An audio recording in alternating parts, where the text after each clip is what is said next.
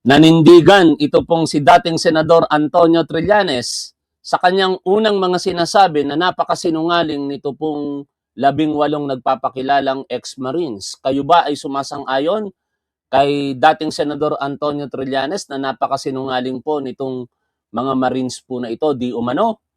I-comment nyo lamang po dyan sa chat area kung kayo po ay sumasang-ayon. Mag-comment po kayo ng 1 or mag-type po kayo ng 1 kung kayo ay naniniwala na saksakan ng sinungaling ito pong 18 nagpapakilalang ex-Marines. At kung kayo naman po ay sumasang-ayon sa kanila at sumusuporta sa kanila, mag-comment lamang po kayo ng 2.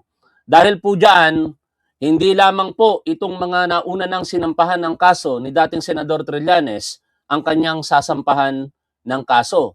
Damay na po sina dating o Senador Rodante Marcoleta at dating Senate President, ang sarap ba bigkasin, ano?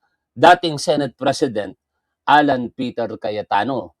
Sila po ay isasama ni Trillanes sa mga isasampa po nitong kaso anumang araw mula ngayon.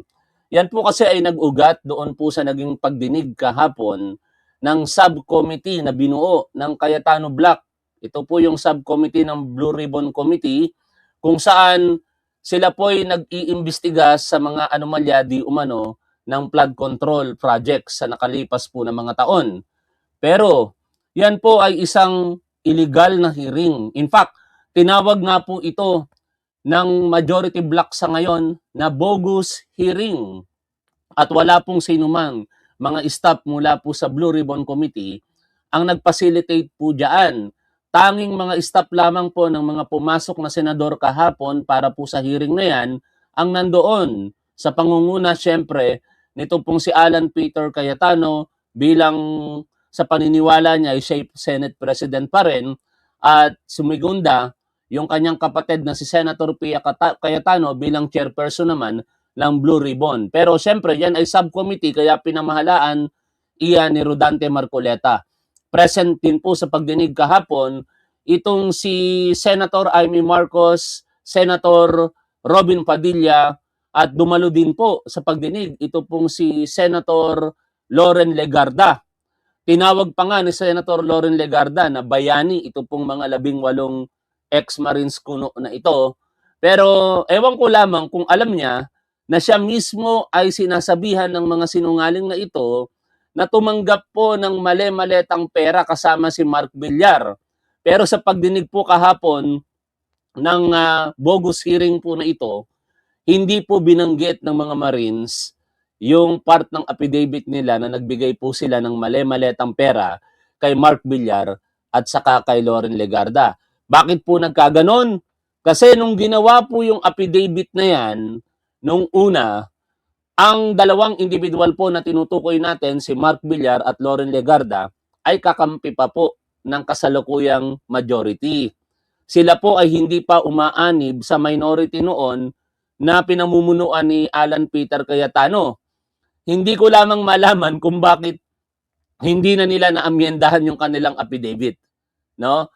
At ito po ay kanilang isinumite pa rin kahapon, pero iniwasan na lamang po ng bogus committee po na ito, yung pagbanggit kay Loren Legarda at kay Mark Villar. Ngunit balik tayo dito sa ating pinag-uusapang topic talaga, kaugnay nga po ng napipintong pagsasampa ng kaso ni dating Senador Antonio Trillanes kina Rodante Marcoleta at Alan Peter Cayetano. Yan pong aligasyon ng 18 di umano'y Marines ay mariimpong itinatanggi ni dating Senador Trillanes. Sa kanyang Facebook page po kahapon, matapos pong muling banggitin ng mga individual na yan ang kanyang pangalan, ay ito po yung naging post niya sa kanyang Facebook. Again, I categorically deny na tumanggap ako ng pera mula kay saldi ko para ibigay sa ICC or for any other purpose. The ICC has also made a statement denying they receive money from me or any other person in relation to the cases here in the Philippines.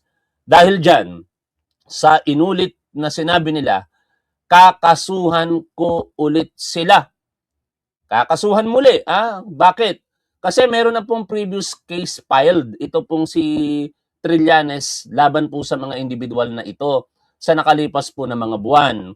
Yan po ay gumugulong na sa Department of Justice Prosecutions Office. Kaya yan ang inaantabayan na natin kung ito po ba ay aakyat sa korte o ibabasura po ng prosecution. Pero sa mga naging testimonya po kasi kahapon, nito pong mga nagpapakilalang ex-marines na ito, ang dami pong mga naging butas sa bawat individual na kanila pong inaakusahan. Halos meron pong mga butas mula po sa ating Pangulong Bongbong Marcos down doon sa mga kongresista na kanila pong inaakusahan. In particular, dito po sa ipapakita kong video, sabog po sila rito. Hindi po kuitis ang pumutok. Sila po ay pinasabugan ng nuclear bomb ni Congressman Alvarez. Unfortunately, hindi sila inabutan ni Congressman Alvarez kasi harap-harapang sinabi dito ni Congressman Alvarez sa patapos ng hearing. Humabol siya, nakaabot siya. Partikular kay dating Senate President Alan Peter Cayetano na hanggang ngayon kapituko sa kapangyarihan niya at kaugnay niyan, maisingit ko na lang din, ang PDP laban ay ngayon ay nakahanda na at pupunta sa Korte Suprema para questionin yung naging aksyon ng majority last June 3, 2026 diyan po sa plenaryo kung saan tinanggal ang lahat ng mga posisyon ng noon ay majority, ngayon ay minority block na lamang na pinamumunuan pa rin ni Alan Peter Cayetano. Again, humabol si Congressman Alvarez dito at inilahad niya ang kanyang saloobin at mariing itinanggi ang mga akusasyon nitong mga nagpapakilalang ex-marines. At ang pinakapasabog na sinasabi po natin dito ay nang ipakita niya at sabihin niya sa harapan ng publiko na ang tanging nakikita niyang motivation ay ang hindi niya pag-endorso sa impeachment complaint na sana'y isusumite nitong sina Mike Defensor sa Kamara. Dahil po doon, sabi niya, nasama na siya sa maleta. Pakinggan po muna natin ang buo, ang pahayag dito nitong si Congressman Alvarez bago natin puntahan yung interview kay dating Senador Antonio Trillanes. Salamat, Senate President Alan Peter. Maraming salamat po. Nung nakita ko po sa Facebook na nandito yung mga sundalo, sana naabutan ko dahil wala namang masama na mag-usap. Tatanungin ko lang sana kung sa akin ba nila binigay yung malita. Babanggit ang pangalan ko, kawawa naman yung pamilya ko, inaanap sa akin yung malita So, ganoon lang po kung maaari. Wala man akong sama ng loob. Alam, siyempre, takbo ko agad ako dito. Alam ko nandito ka Kung wala ka rito, di man ako pumunta rito Saka nandito Senator Marcolita. Alam naman nila, papasokin nila ako. I vehemently deny that. Shock sila, nagulat silang lahat mga tol. Akala kasi nila makokontrol nila yung naratibo sa gawa-gawa nilang kwento na yan dahil 18 Marines kuno ang pumunta. Hindi nila in-expect na susugod itong si Congressman Pepito Alvarez at harap-harapan silang bablangkahin. Partikular, hinanap niya si Mike Defensor Nandito ba si Mike Defensor? Unfortunately, wala na. Po ako natanggap. Wala akong utang si Saldi ko sa akin. Wala din akong utang sa kanya. At wala kaming transaksyon na maaari ko siyang bigyan o maaari niya ako bigyan ng pera.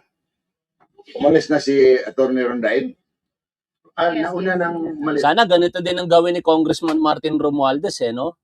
Nang hindi naman natin siya dinidiktahan kung ano yung dapat niyang gawing aksyon. Pero dito niyo makikita na malamang sa malamang 100% walang korupsyon kaugnay ng flood control project anomalies as alleged nitong mga Marines na ito kuno itong si Congressman Alvarez. Kasi hindi nga invited dito si Alvarez. Nabanggit lang yung pangalan niya kaya hindi niya matanggap. Sinabi niya pa nga dito mga tol, matagal ko nang kakilala si Alan Peter Cayetano. Nire-respeto niya, Senate President pa rin naman ang tawag niya Bakit niya matagal nakasama? Sa edad po kasi nitong si Pepito Alvarez, nakasama na pala nito ng matagal din, yung tatay pa, yung dating senador, ang yumaong si Senador Cayetano. No? Kaya ganito si Cayetano Alan Peter kahapon eh. Ang bait-bait. Tapos, dire-diretso sa pagsasalita itong si Alvarez. Dapat nga, tuloy-tuloy pa ito eh. Baka mas mabulgar pa yung mga kalokohan nila, kaya pinutol na lang nila sa huli. Tuloy natin ang panonood dito mga tol. Kung gaano po kasinungaling, partly, I'm not saying na hindi naman totoo lahat ng sinasabi ng Marines po na ito. Pero naniniwala ako na majority sa kanila mga sinasabi kasinungalingan. No? At sige, tuloy na natin ang pakikinig dito kay Alvarez. Kausap ko siya isang araw. Pakiusap ko sa kanya, kumuha ka lang isang note kay Saldi, kung makausap mo siya, na wala si Saldi pera lang malita sa akin. Yun lang po, hindi ko sinasabi na hindi totoo yung mga sinasabi ng mga Marines. No? Ang akin lang, na ako, wala akong tinanggap personally for me. Dahil, modesty aside, ganito lang po ang buhay ko, hindi naman ako naghahangad ng malita-malitang pera. Ganun lang po. Tek, maraming salamat. Baka pwede silang magtanong. Baka Yan ang walang kasalanan. 'Di ba? Naghahamon pa, baka pwede silang magtanong. Kasi alam niyo mga tol, kung wala ka talagang kasalanan, haharapin mo 'yan. No, kaya ako saludo ako dito kay Congressman Alvarez eh. Ang problema di niya na inabutan yung 18 Marines kuno na eh. pwede kayong magtanong, okay lang. Mga 5 minutes, panik. I'm not taking much of your time. You're right. Nabanggit kasi. Salamat ako dahil nakahabol pa ako. Akala ko, abutan ko sila eh. I just want to ask them, kanino nila binigay? Dahil wala man akong tinanggapin. Or, Actually, nakita ko text nyo po, tapos na rin talaga. oh, Pinakit ko, but precisely why we want everyone named to have the opportunity. And I thank you, Lord, for oh, wala pa. Kung malinis ang konsensya mo, pupunta ka rito. Eh. Tama. In fact, maraming kongresista na nasama sana. Ang isa doon, nagsabi sa akin na pupunta rin dito, yung congresswoman galing ng Iloilo. Pinsan ko pa yan sa Sabiloso. Sabi niya kung pupunta kasama ako. Nakita ko ngayon, meron kayong, hindi ko maalam to eh. Kung alam ko lang ito, nandito ko maaga pa, kinansila ko lahat ang aking mga meeting. any question. So, any question po? Congressman, since nabanggit niyo po na walang totohanan. Hindi sa walang katotohanan. Wala ako tinanggap na pera. Wala silang dinala sa aking malita. Okay. Hindi po ba sabihin, questionable yung mga sinabi kanina ng iba pang mga witness? Hindi ko kasi narinig eh. Nasa kalsada ko kanina. May meeting ako kanina sa dito sa PIMS, yung motor show. Nandun ako. Kami nagbukas eh. Umalis ako doon mga alas 10. Pupunta ako kay RSA sa San Miguel. After San Miguel, may alauna ako sa Manila Golf. On the way to Manila Golf, hindi ko lang maiwasan yung Manila Golf dahil may appointment taga-China at saka mga taga-PhilInvest Bank na mag-meeting doon. Inintroduce ko lang, takbo ka agad ako rito. Akala ko maabutan ko pa. I'm sure papasukin ako ni Senate President Cayetano dahil matagal na kami nakilala nito eh. Tatay pa niya, kasama ko na. Ano po kaya ang motibo sa pinunad sa you say, Mahirap man ako magsabi ng motibo.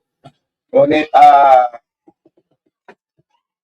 siguro may kinalaman doon sa Ayan na. pinadala sa akin ni Mike Defensor. Ang po kasi Mike? Yan na. Tingnan niya natin kung may tatanggi ito ni Mike Defensor. Kasi dito may ebidensya na ipinapakita itong si Congressman Alvarez. Ngayon, kung sinasabi ng mga tangang Duterte supporters na nagtatanggol pa rin sa 18 ex-Marines po na ito, na land grabber itong si Alvarez, ibang usapan yon. Huwag kayong gumamit ng strawman policy dito. Argue kayo na land grabber siya, ang pinag-uusapan natin, mali-maletang pera. Ibang usapin yun, patunayan ninyo na land grabber itong si Alvarez. Kung sino ang nag-aakusa, kayo ang magpatunay, mga tanga. Ngayon, pinapatunayan nitong si Alvarez, yung nakikita niyang motibo dito. Meron siyang babasahing message. At ang message na ito may kaugnayan sa paghiling sa kanya di umano ni Mike Defensor na i-endorso yung impeachment complaint nila kay Pangulong Bongbong Marcos.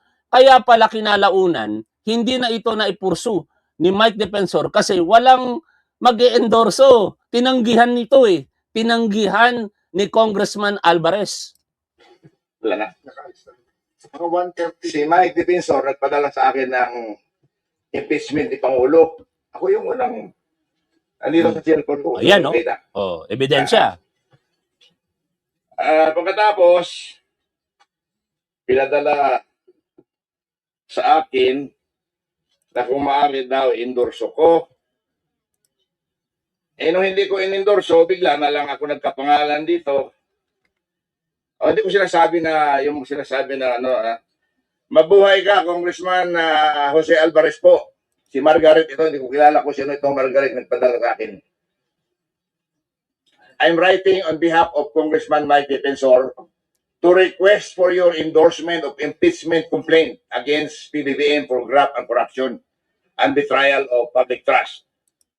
Your principled stance, pinula pa ako. Your principled stance on accountability makes you an ideal endorser. We respectfully request for your public endorsement to strengthen this effort and uphold the rule of law. Attached is the full complaint for your review. Thank you for your consideration. Oh, di ba? Oh, paano ngayon yan? Sige nga, pabulaanan yan nitong si Mike Defensor ngayon. Ang nakikita niya kasi dito, mga tol, kapag ka hindi ka sumang-ayon kay Mike Defensor, masasama ka na ngayon sa maleta